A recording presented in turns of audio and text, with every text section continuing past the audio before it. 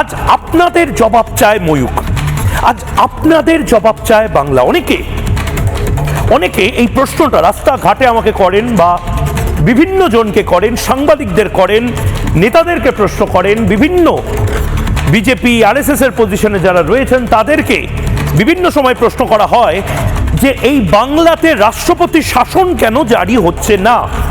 সাংবাদিক হিসেবে আমার কাছে যদি কোনো খবর না থাকে আমি বলবো আমার কাছে কোনো খবর নেই, আমি অন্তত জানি না কেন রাষ্ট্রপতি শাসন জারি হচ্ছে না, বা রাষ্ট্রপতি শাসন জারি হওয়ার কোনো সম্ভাবনাও আছে কিনা আমি অন্তত জানি না, কারণ এরকম সূত্রের কোনো খবর আমি পাইনি।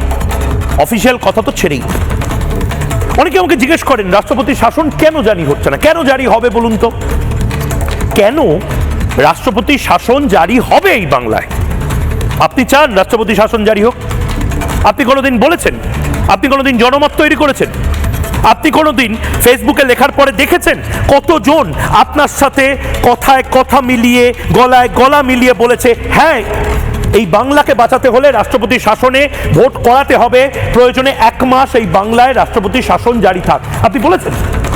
তাহলে কেন রাষ্ট্রপতি শাসন জারি করবে ভারত সরকার? কেন রাষ্ট্রপতি শাসন জারি করবে নরেন্দ্র মোদী? আপনি কতবার, ঠিক কতগুলো মিটিংয়ে এই দাবিটা তুলেছেন যে এই বাংলাতে রাষ্ট্রপতি শাসন জারি করতে হবে, আপনারা কি সহমত? এবং উপর থেকে সবাই মিলে বলেছে হ্যাঁ আমরা সহমত।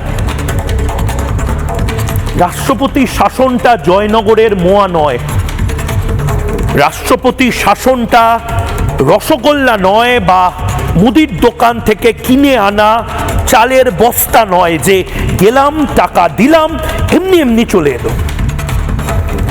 রাষ্ট্রপতি শাসন মানুষের আবেগের উপর নির্ভর করে, রাষ্ট্রপতি শাসন আইন শৃঙ্খলার উপর নির্ভর করে, রাষ্ট্রপতি শাসন নির্ভর করে যখন পরিত্রাণের কথা, পরিত্রাণের ফিসফাস চিৎকারে বদলায়। আপনারা কতজন বলছেন বলুন তো পরিত্রাণ চাই আমাদের? পরিত্রাণায় সাধুনাং বিনাশায় চ দুষ্কৃতাং ধর্ম সংস্থাপনার্থায় সম্ভবামি যুগে যুগে। এটা শুধুমাত্র শ্লোকে রেখে দিয়েছেন আপনারা। আপনারা কতজন বলেছেন যে না এই শ্লোকটা এবার স্লোগানে বদলা, বাংলার সবচেয়ে বড় স্লোগান হবে এবার পরিত্রাণ চায় বাংলা, এবং দরকার হলে দ্রৌপদী মুর্মু মহামহিম রাষ্ট্রপতি, ওনাকে বাংলার দায়িত্ব নিতে হবে? আপনারা বলেছেন?